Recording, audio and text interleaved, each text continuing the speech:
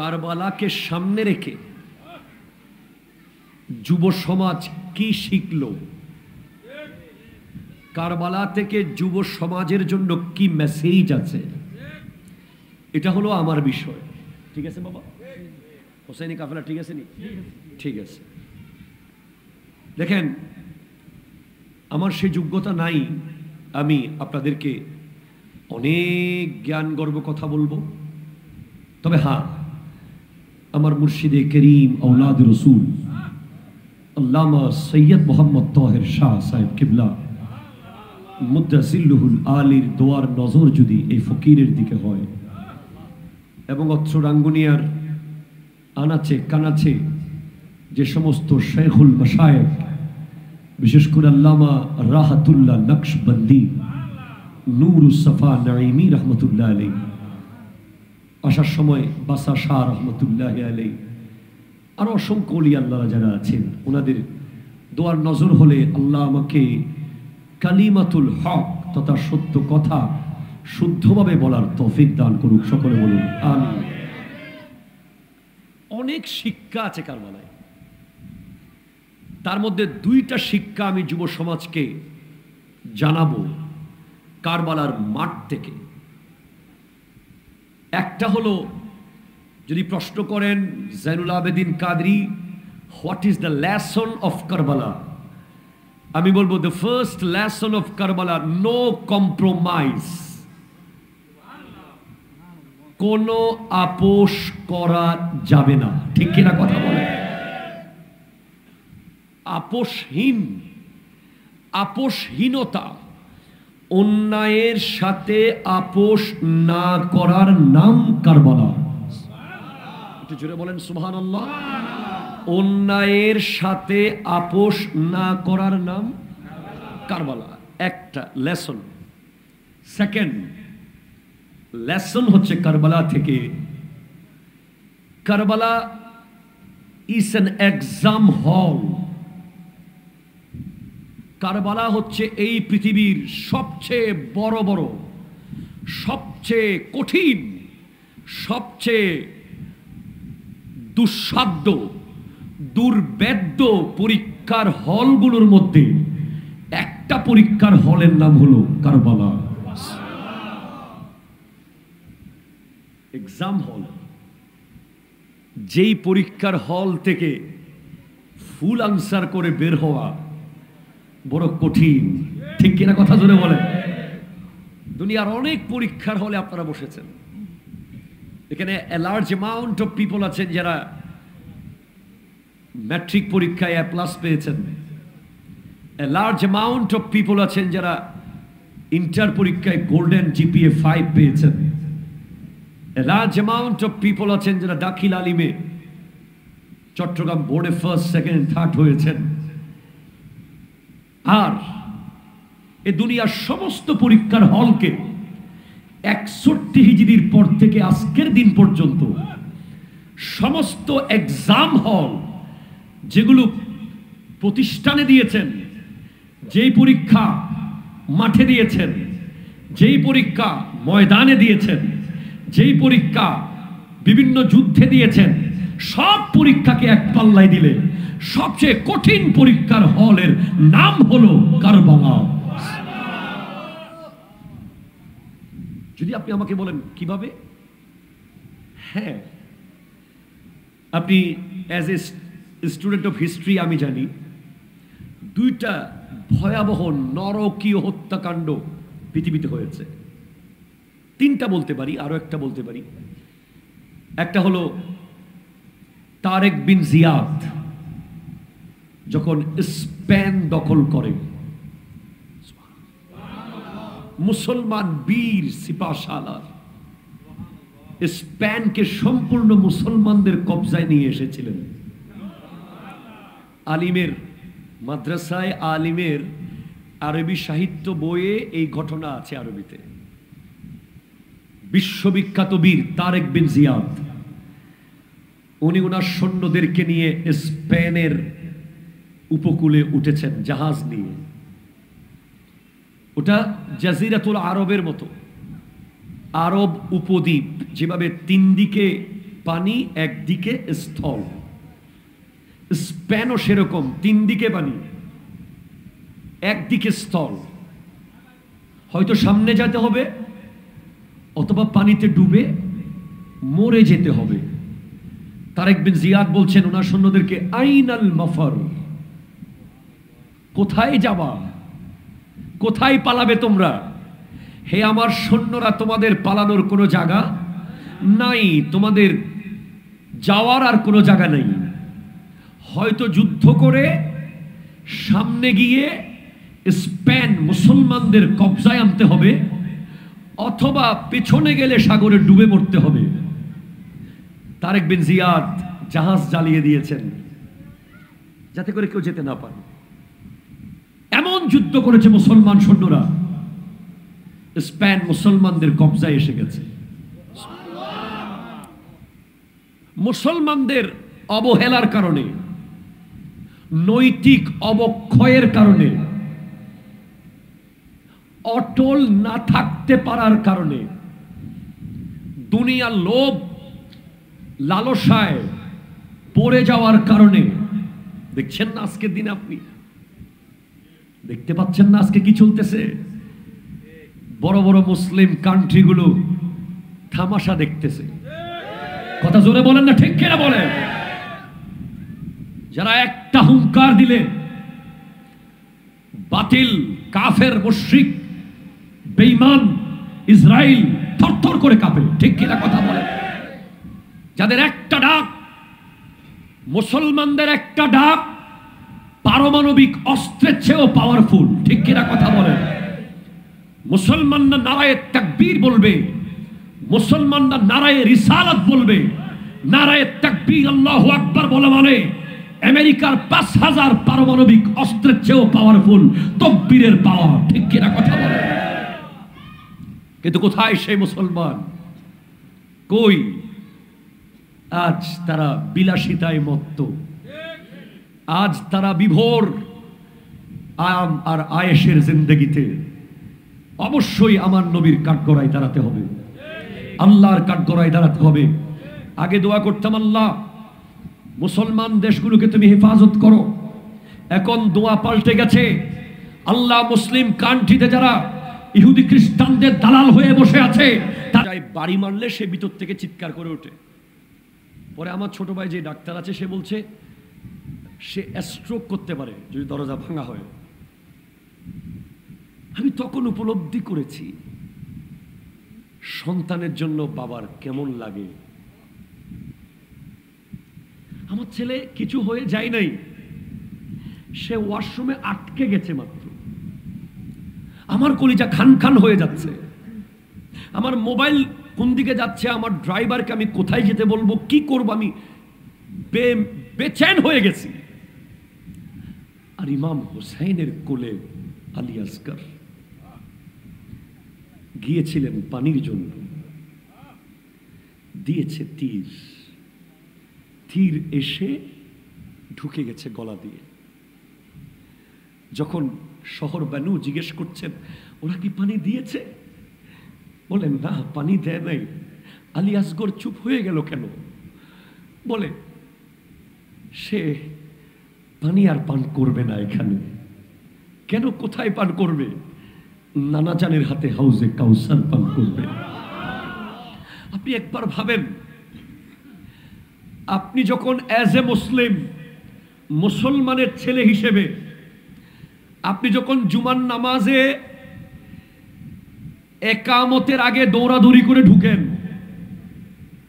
2 রাকাতে সালাম ফেরাইলে দৌড় মারে বের হয়ে যান, আপনি যখন নামাজের টাইমে বসে ফেসবুকিং করেন, আপনি যখন একজন মুসলমানের ছেলে হয়ে রাতের 12টা বাজে ব্রিজের উপরে দাঁড়িয়ে দাঁড়িয়ে সিগারেট টেনে টেনে আড্ডা মারেন, আপনি যখন মুসলমানের ছেলে হয়ে রাস্তার কোনো নারীকে ইফটিজিং করেন, আপনি যখন মুসলমানের ছেলে হয়ে আপনার ফেসবুক প্রোফাইলে কোনো সিনেমা বা নাটকের ভিডিও শেয়ার করেন, আপনি যখন মুসলমানের ছেলে হয়ে অনলাইনে জুয়ায় আসক্ত হন, আপনি যখন মুসলমানের ছেলে হয়ে এমন কাজ করেন যেগুলো অ্যাজ এ মুসলিম আপনাকে শোভা পায় না, তখন আপনি একবার ভাববেন আপনার মুসলমান হওয়ার পরিচয়, আপনি যে নিজেকে মুসলিম পরিচয় দিচ্ছেন, আপনাকে এই পরিচয় দেওয়ার জন্য আলী আসগর তীর খেয়েছিল। ঠিক কিনা কথা? আপনার মাথার টুপি আলী আকবরের রক্তের উপরে দাঁড়িয়ে সৃষ্টি হয়েছে। আপনার মুখের দাড়ি, আপনার গায়ের পাঞ্জাবি, আপনার শুক্রবারের জুমা, আপনার ঈদুল ফিতর, আপনার ঈদুল আজহা, ওই মদিনা থেকে পোমরা পর্যন্ত ইসলাম আসতে কোটি কোটি লিটার রক্ত লেগেছে। রক্তের উপর দিয়ে ইসলামটা এসেছে এখানে। অ্যাজ এ মুসলিম আপনি কখনো ইহুদিদের কোনো কালচারকে গ্রহণ করতে পারেন না। যদি করেন তো আলী আসগর আপনাকে কিয়ামতের মাঠে প্রশ্ন করবে। ঠিক কিনা কথা বলে? পারেন না। Please concentrate. আপনি পারেন না সেটা করতে। আপনি জানেন না এখনো এ দুনিয়াটা কি, আসলে এ দুনিয়াটা কি কি করছি আমরা। ওই হযরতে মূসা আলাইহিস সালাম আর খিজির আলাইহিস সালাম, আপনাদের কষ্ট হচ্ছে? দুজনের সফরের ঘটনা তো আপনারা শুনেছেন, অনেক বয়ানে হুজুরদের ওয়াজে শুনেছেন। মূসা আলাইহিস সালামকে আল্লাহ পাঠিয়েছেন খিজির আলাইহিস সালামের কাছে।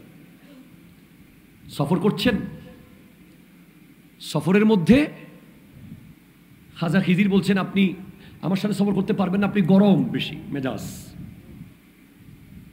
বলে আমি থাকতে পারবো। খাজা খিজির একটা নৌকা ফুটা করে দিয়েছে। মূসা আলাইহিস সালাম বলে এটা কি করলেন? নৌকা ছিদ্র করে দিলেন। বলে আমি আপনাকে বলেছি আপনি প্রশ্ন করবেন, থাকতে পারবেন না। বলে আচ্ছা ঠিক আছে ঠিক আছে, চলেন সামনে। এবার একটা বাচ্চা মেরে ফেলেছে খাজা খিজির। মূসা আলাইহিস সালাম বলেন বাচ্চা মেরে ফেললেন, এটা কোনো কাজ হইল? বলে আপনি বলেছি আপনি থাকতে পারবেন না। আচ্ছা ঠিক আছে সামনে চলেন। এবার একটা এলাকায় গিয়ে বলে আমরা কিছু মেহমান, আমাদেরকে কিছু খাবার দেন। এলাকা মানুষ বলে কোনো খাবার টাবার নাই, যান। পরে দেখে যে ওখানে একটা দেয়াল পড়ে আছে, ভাঙ্গা দেয়াল। খাজা খিজির আলাইহিস সালাম অনেক কষ্ট করে দেয়ালটা তুলে সোজা করে দিয়েছেন। একটু জোরে বলেন না ভাই সুবহানাল্লাহ। কেন? ওই দেয়ালে কি এমন আছে সোজা করতে হলো? সূরা কাহাফ আল্লাহ বলছেন ওয়াকানা তাহতাহু কানজুল লাহুমা, ওই দেয়ালের নিচে দুই এতিমের সম্পদ আছে। একটু জোরে বলেন না ভাই সুবহানাল্লাহ।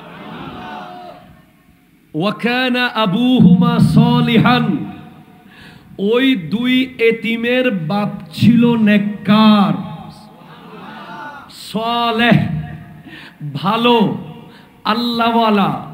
ওই বাপ দুনিয়া থেকে যাওয়ার আগে দুই এতিমের জন্য দেয়ালের নিচে সম্পদ রেখে গেছে। আর জোরে বলেন সুবহানাল্লাহ সুবহানাল্লাহ।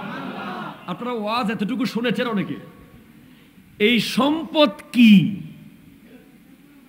জিনিসটা কি রেখে গেছেন? অ্যাজ এ মুসলিম এই পৃথিবীর সবচেয়ে দামি সম্পদ যেটা আপনি আপনার ছেলেকে দিয়ে যেতে পারেন, সেটা একটা বড় 10 তলা বাড়ি না, সেটা একটা রেঞ্জ রোভার গাড়ি না, সেটা একটা অনেক পাওয়ারফুল পোস্ট না। আপনি যদি আপনার ছেলেকে শিখিয়ে যেতে পারেন যে হুসাইনিয়ত কি, একটু জোরে বলেন না ভাই সুবহানাল্লাহ।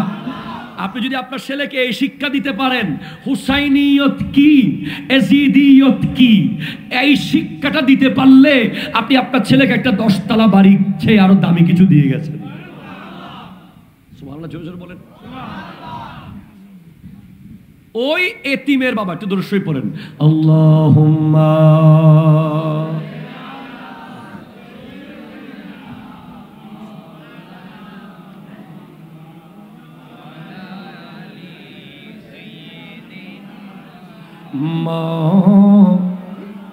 সুবহানাল্লাহ ওয়ালহামদুলিল্লাহ লা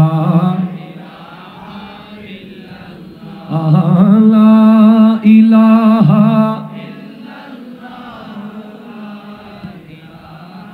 ইল্লাল্লাহ সুবহানাল্লাহ ওয়ালহামদুলিল্লাহ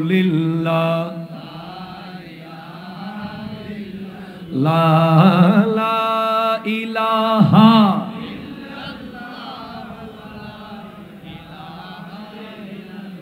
একটু জোরে বলেন সুবহানাল্লাহ।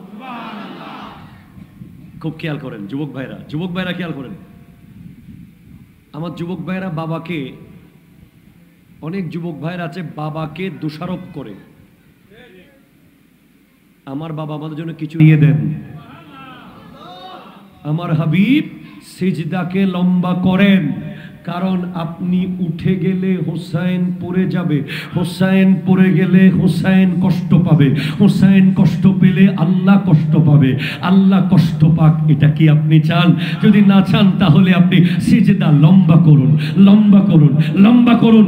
আমার নবী সুবহান রাব্বিয়াল আলা পড়ছে পড়ছে পড়ছে পড়ছে পড়ছে পড়ছে, হোসাইন কাঁদে, হোসাইন কাঁদে। হোসাইন যখন নিজের ইচ্ছায় নেমেছে তখন নবী সিজদা থেকে উঠেছে।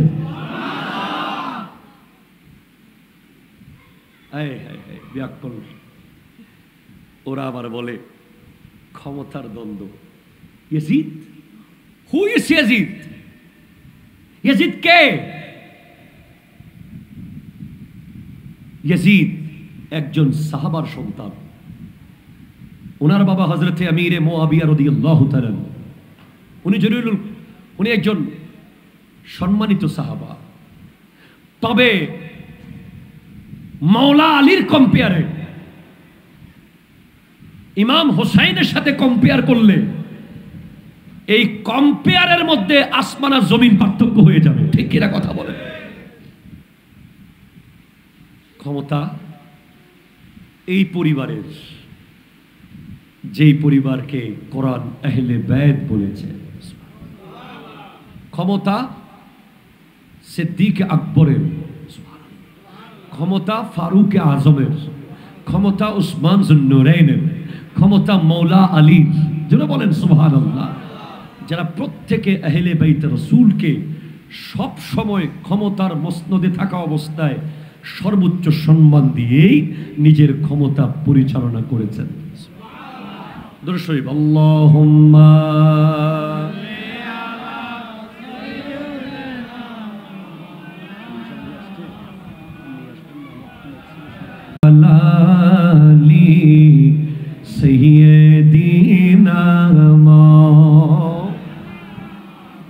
একটু জোরে বলেন সুবহানাল্লাহ। কারবালা থেকে প্রথম মেসেজ হচ্ছে সবর। কি বলেন না? আরো জোরে কি? সেকেন্ড মেসেজ হচ্ছে এই দুনিয়া হাসির জায়গা, রং তামাশার জায়গা নয়, এটা পরীক্ষার হল। এটা পরীক্ষার হলে কি কেউ হাসে? কেউ হাসে? কেউ ঠাট্টা করে? কেউ মজাক করে? না। 3 নম্বর মেসেজ হচ্ছে যেই দুনিয়া ফানা হয়ে যাবে, যেই দুনিয়া শেষ হয়ে যাবে, সেই দুনিয়া করা বোকামি, যেই আখিরাত বাকি থাকবে, যেই জান্নাত আবাদুল আবাদ থাকবে, যেটার কোনো শেষ নাই। উলাইকা হুমুল ওয়ারিসুন আল্লাযীনা ইয়ারিসুনাল ফিরদাউসা হুম ফিহা খালিদুন।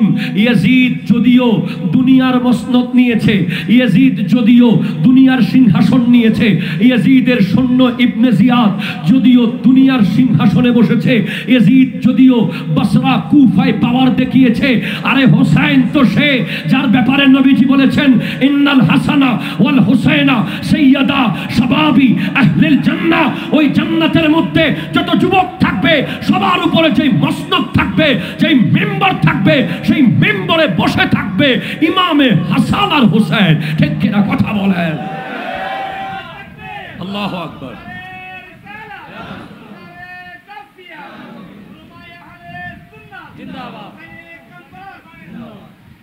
আরে হোসেন রাদিয়াল্লাহু তাআলা তো জান্নাতের পাওয়ারের ক্ষমতাবান, ঠিক কিনা কথা বলেন? 30 বছরের ক্ষমতা নিয়ে লাভ কি?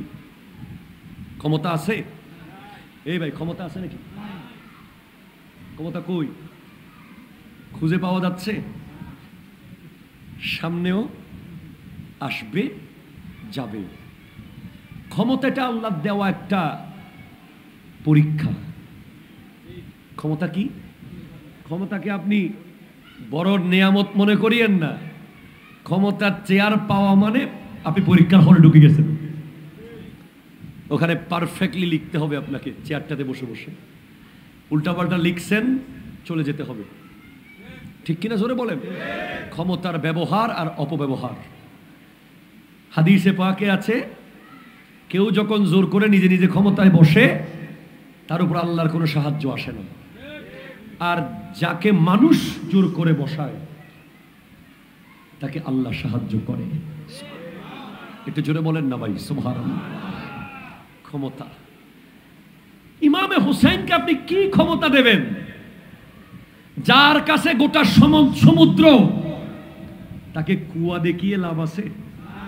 উনার মা, আয় হায় হায়, আমার নবী ইরশাদ করতে লাগলেন, ইন্না ইবনাতি ফাতিমাতা ওয়া উম্মুহা ওয়া মারইয়াম বিনতে ইমরানা ওয়া আসিয়া বিনতে মুজাহিমা সাইয়্যিদা নিসাই আহলিল জান্নাহ। আমার বেটি ফাতেমা, তার মা খাদিজা, হযরতে মারইয়াম, হযরতে আসিয়া জান্নাতি রমণীদের সরদারিনী। আবার তাদের মধ্যে সবচেয়ে সম্মানিত, জান্নাতের সবচেয়ে শ্রেষ্ঠ নারীদের মধ্যে সরদারিনী সাইয়্যিদাতুন নিসাই আহলিল জান্নাহ, সাইয়্যিদা ফাতেমা। ইমাম হুসাইনের বাবা, একটু জোরে বলেন না, যার ব্যাপারে নবীজি বলেছেন, মান কুনতু মাওলাহু ফাআলিয়ুন মাওলা। আমি নবী যার অভিভাবক, আলীও তার অভিভাবক।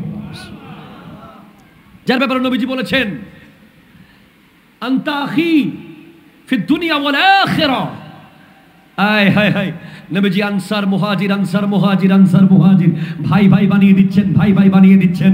শেষ পর্যন্ত আলী রয়ে গেছেন, মৌলা আলী। ওনার জন্য আর কেউ বাকি নাই। উনি কান্না করছেন, ইয়া রাসূলুল্লাহ, আমার কি কোনো ভাই নসিবে জুটবে না? আমার ভাই কে হবে? নবীজি বলছেন, বাকাইতুকা লিনাফসিক আনতা আখি ফিদ দুনিয়া ওয়াল আখিরাহ। তোমাকে আমি আমার জন্য রেখে দিয়েছি, তুমি দুনিয়া আখিরাতে আমার ভাই হয়ে থাকবে। জোরে বলেন সুবহানাল্লাহ। হুজুর আগেই নাকি?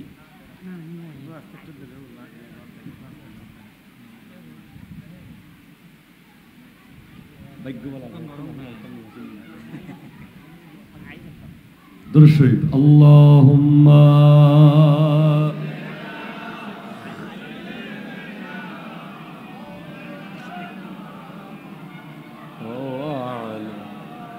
হুজুর আগেই। নারায়ে তাকবীর, নারে রিসালাত, ইয়া রাসূলুল্লাহ, নারে গাউসিয়া। আরো ধরে কয়টা? আমি বলেছি কয়টা? 2টা, আর 5টা আগামী বছর। 7 হতা আছে, 2 হয়ে আর 5টা আইতে বছর পড়িয়ে দিল, দিলে ফেলে না। আচ্ছা আচ্ছা, তাহলে প্রথম কথা ছিল যে আজিবতু লিমান আরিফাল মাউতা ওয়া হুয়া ইয়াদহাকু। বলছেন আমি তাজ্জুব, যে মৃত্যুকে চেনার পরেও হাসে। তার মানে যারা মৃত্যুকে চেনে, যারা মৃত্যু সম্পর্কে জানে, যারা লাশ দাফন করতে দেখেছে, যারা কাফন পরাতে দেখেছে, তারা কখনো ঠাট্টা হাসি করতে পারে না। 2, আজিবতু লিমান আরিফাত দুনিয়া ফানিয়াতুন ওয়া হুয়া ইয়ারগাবু ফিহা। আমি তাজ্জুব, যে জানে যে দুনিয়া শেষ হয়ে যাবে, ফানা হয়ে যাবে।